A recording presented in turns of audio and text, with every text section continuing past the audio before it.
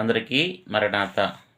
ప్రభునందు ప్రియమైన దేవుని పిల్లలారా, ఈ ప్రత్యేకమైన సమయంలో దేవుని వాక్యాన్ని ధ్యానించుకుందాం.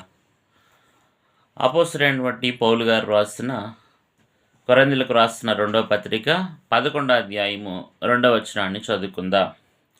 దేవాశక్తితో మీ ఎడల ఆసక్తి కలిగి ఉన్నాను.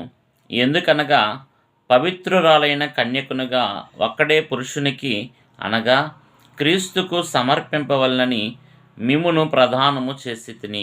ఆమేన్. ప్రార్థన. ప్రాణప్రియుడైన తండ్రి, మీ వందనాలు. దేవా, నీ వాక్యము వెండి బంగారముల కంటే కోరదగినది, శ్రేష్టమైనది. దేవా, నీ వాక్యము చదువుచుండగా దావీదు గారు ప్రార్థించారు, నా కనులు తెరవచేయమని. అలాగే నీ వాక్యం వినుచున్న బిడల యొక్క చెవులు కూడా తెరవచేసి మీరే ప్రతి ఒక్కరితో మాట్లాడమని మా మంచి వాక్య బోధకుడైన యేసునామమున అడుగుచున్నాం తండ్రి. ఆమేన్.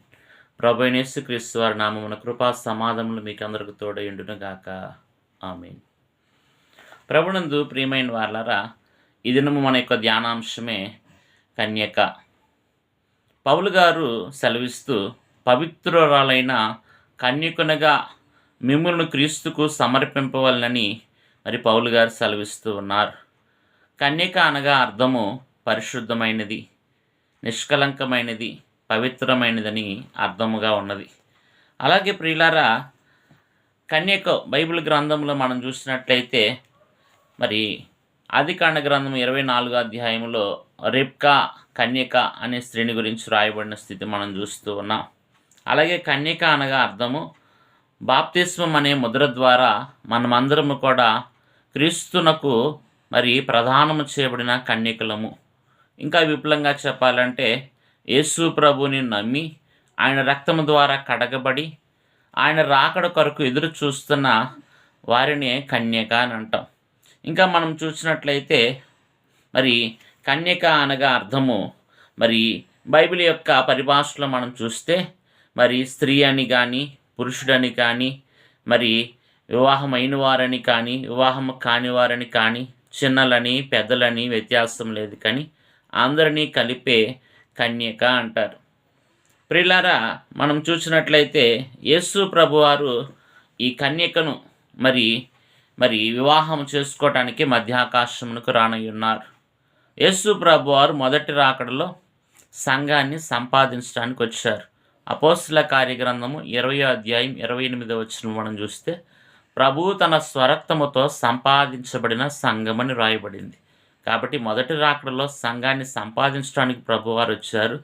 రేపు రెండవ రాకడలో సంపాదించిన ఈ సంఘాన్ని మధ్యాకాశమునకు ఆకర్షించిన ఉన్నారు గనుక మరి ఈ సంఘం అనే కన్యక మరి ప్రభువును నిత్యము కూడా మరి ఎదుర్కొనే స్థితి కలిగిన కన్యకగా ఉండాలని దేవుని వాక్యము సెలవిస్తూ ఉన్నది.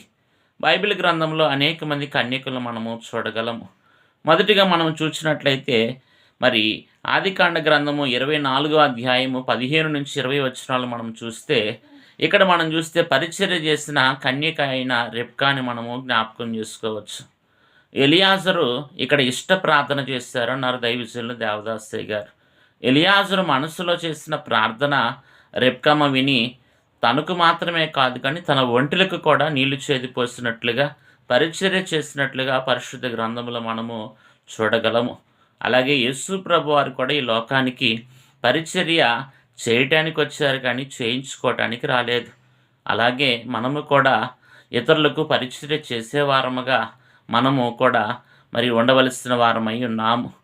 క్రైస్తవులు అనగా ఇతరులకు సహాయం చేయాలి, మేలు చేయాలి. యేసు ప్రభు అందరినీ ప్రేమించిన వారై ఉన్నారు. ఆయన ఒక మతం వారిని కానీ ఒక కులం వారిని మాత్రమే ప్రేమించిన వారు కాదు, కానీ యేసు ప్రభు సమరయ ప్రాంతంలో తిరిగి అక్కడ వారికి సువార్త ప్రకటించారు. అలాగే ఎరికో పట్టణానికి వెళ్ళి శాపగ్రస్తమైన వారికి కూడా అక్కడ సువార్త ప్రకటించారు. గలిలయ ప్రాంతంలో మరి అక్కడ అంధకారములో చీకటిలో ఉన్న వారికి కూడా దేవుని వాక్యం అనే వెలుగును వారికి ప్రకటించినట్లుగా అందించినట్లుగా మనము చూడగలుగుతూ ఉన్నాం. కాబట్టి పరిచర్య చేసిన కన్యక అయిన రెబ్కాని మనం ఇక్కడ చూచాం. రెండవదిగా మనం చూసినట్లయితే మంద పరిచర్య చేసిన కన్యక రాహేలు. ఆదికాండ గ్రంథము 29వ అధ్యాయము 9వ వచనంలో మనం చూస్తే తండ్రి మందను కాయుచు ఉన్న రాహేల్ని యాకోబు గారు కలుసుకున్నట్లుగా ఆమెను కలుసుకొని ముద్దు పెట్టుకున్న స్థితి మనము చూస్తూ ఉన్నాం. కాబట్టి తండ్రి మందను కాసింది రాహేలు. కాబట్టి మనము కూడా మన యొక్క తండ్రి తండ్రి అయిన దేవుడు మరి మరి ఈ లోకములో అనేక మంది నశించిపోతున్న నీ గురించి నా గురించి తన ఏకైక కుమారుని లోకానికి పంపించి మనలందరినీ కూడా తన కుమారుని ద్వారా రక్షించిన వారై ఉన్నారు. కాబట్టి మనము పౌలు గారు అంటారు, మరి ప్రభు వారి వలన ఉగ్రత నుంచి మనము తప్పించబడ్డామని రోమాపత్రిక 5వ అధ్యాయము 9వ వచనంలో మనము చూడగలము. అలాగే మూడవదిగా మనం చూస్తే మంచి మార్గము చూపిన ఇశ్రాయేలు చిన్నది కన్యక. మంచి మార్గము చూపించింది. నయమాను, సిరియావాడైన నయమాను యుద్ధమునికి వెళ్ళి ఇశ్రాయేలు చిన్నది కూడా చెరపెట్టబడి నయమాను తీసుకుని వచ్చారు. ఇశ్రాయేలు చిన్నది నయమాను ఎంతో గొప్ప యుద్ధవీరుడైనప్పటికీ తన శరీరం అంతా కుష్టివ్యాధితో బాధపడుచు ఉన్నాడు. ఈ విషయాన్ని తన యజమానురాల ద్వారా గ్రహించిన ఇశ్రాయేలు చిన్నది నయమాను విషయంలో ఒక చక్కని మార్గం చూపించింది. ఇశ్రాయేలు దేశంలో మంచి ప్రవక్త ఉన్నాడు, ఎలీషా ప్రవక్త.